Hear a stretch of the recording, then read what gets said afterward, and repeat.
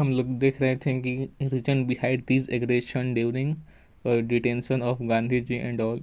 आखिर क्या कारण था कि इतना एग्रेशन देखने को मिला जबकि गांधी जी को डिटेन किया गया था।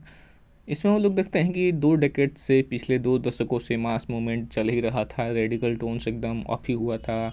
AITUC का गठन हुआ था, कांग्रेस सोशलिस्ट पार्टी का गठन हुआ था, ऑल इंडिया किसान सभा का गठन हुआ था। फिर फॉरवर्ड ब्लॉक सुभाष चंद्र बोस द्वारा इस्टेब्लिशमेंट किया गया था, जो कि एकदम सोशलिस्ट की तरफ, एकदम मतलब रिवोल्यूशनरी की तरह ये लोग काम कर रहे थे और वायलेंस को ज़्यादा सपोर्ट कर रहे थे। बिफोर 19 अगस्त को हम लोग ये भी देखते हैं कि कांग्रेस लीडर्स के द्वारा जो ड्राफ्टेड किया गया था 12 पॉइंट प्रोग्राम, जो कि गांधी मेथड पे था, उसमें कहा गया कि इंडस्ट्रियल स्ट्राइक, टेलीग्राफ को एकदम तोड़ा जाना चाहिए, इंडस्ट्रियल स्ट्राइक पे चला जाना चाहिए अगर ऐसे सिचुएशन आए कि गांधी जी जेल चल जाएं, और कुछ ऐसी सिचुएशन में रेल को एकदम बर्बाद कर देना चाहिए, टेलीग्राफ को उखाड़ फेंकना चाहिए, टैक्सेस नहीं देना चाहिए, फेडरल गवर्नमेंट जैसे सच थिंग्स को इस्टेब्लिशमेंट कर देना अच्छी बात होनी चाहिए। और गांधी जी ये भी कह रहे थे कि इस मूवमेंट को शुरू करने से पहले 5 अगस्त को कहते हैं कि I don't ask for my on non violence, मतलब मैं अपने नॉन वायलेंस को नहीं देखना, आपकी मर्जी है, आप इसको फॉलो करें या ना फॉलो करें। You can decide what you can do in this struggle, आप डिसाइड करें कि आप इस स्ट्रगल में क्या करेंगे। ये सब बात होती है जिनसे लोगों में आक्रोश की भावना होती है। आगे हम लोग देखते हैं कि ये जो 3 फेजेस था, तो पहला अर्बन रिवोल्ट हम लोग देखें, स्ट्राइक होगा, इसमें अलग अलग तरीके से बाइकआउट होगा, पिकेटिंग होगा मिड अगस्त में, कंट्री साइड में पीजेंट रिबेलियन होगा, डिस्ट्रक्शन ऑफ कम्युनिकेशन सिस्टम होगा, अटैक ऑन गवर्नमेंट बिल्डिंग की जाएगी, और फॉर्मेशन ऑफ नेशनल गवर्नमेंट यानी कि पैरेलल गवर्नमेंट की इस्टेब्लिशमेंट हम लोग करेंगे। और तीसरा फेज था कि अंडरग्राउंड एक्टिविटीज़ की जाएगी, जैसे कि हम लोग यहाँ पे 3 एग्जाम्पल देखने को मिलते हैं यहाँ पे।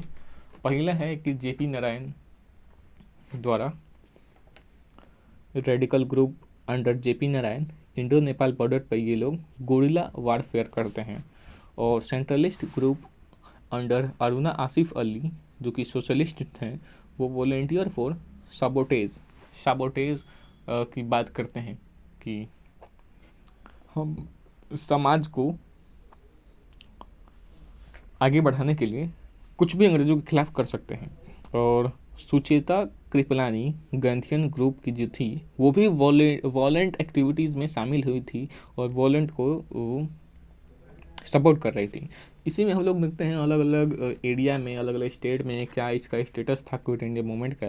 तो पटना में हम लोग देखते हैं कि स्टूडेंट्स थे, वो होस्टिंग कर रहे थे सेक्रेटरीट या फिर असेंबली में, फ्लैग हम लोग फहराएंगे कह रहे थे, और फहराएँ भी, बर्नट की गए, बहुत सारी चीज़ें जला दी गई, railway station, building, post office को जला देना सही समझें।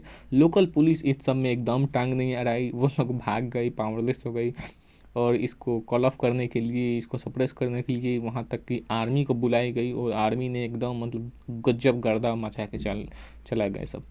और डालमिया नगर में वहीं हम लोग देखते हैं कि लेबर स्ट्राइक्स होते हैं, जमशेदपुर में वो लेबर स्ट्राइक्स होते हैं, और टिस्को के 3000 लेबर स्ट्राइक्स पे चले जाते हैं अंग्रेज़ों के खिलाफ। पीजेंट मूवमेंट देखने को मिलता है, सारे डिस्ट्रिक्ट्स में ज़मींदार मर्चेंट सब एक हो जाते हैं, अंग्रेज़ों के खिलाफ हो जाते हैं। लोअर कास्ट पार्टिसिपेशन हमें बहुत अधिक देखने को मिलता है, इसमें कोई भी अलग अलग धर्म में और कास्टों में नहीं बटे थे। इस मूवमेंट में सब एक हो गए थे, ऑल क्लासेस आर वन, ऐसे समझ में आता था।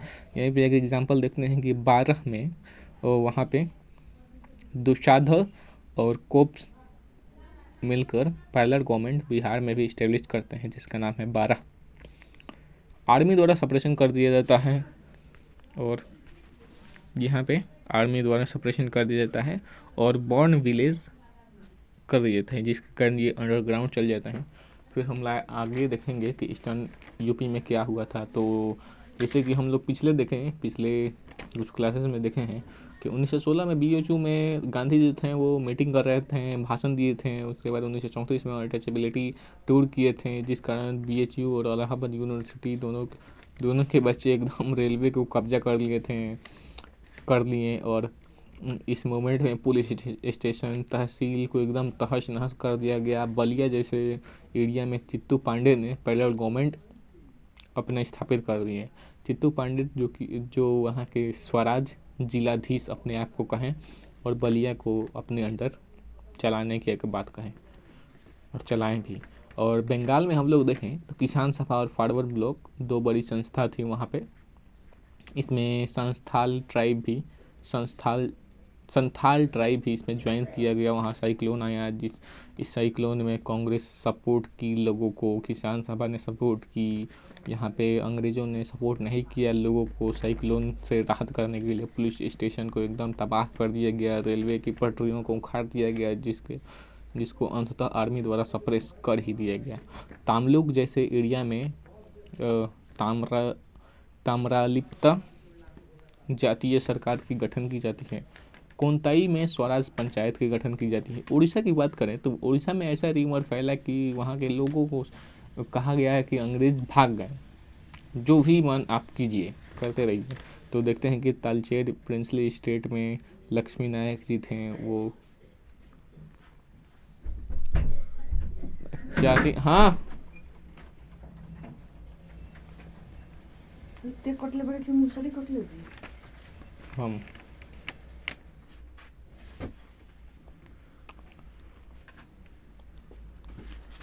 शासकीय government forward block Uttar Pradesh समन काहे के पापा मां को बताओ हाँ पापा सामान लेके आए बताओ अभी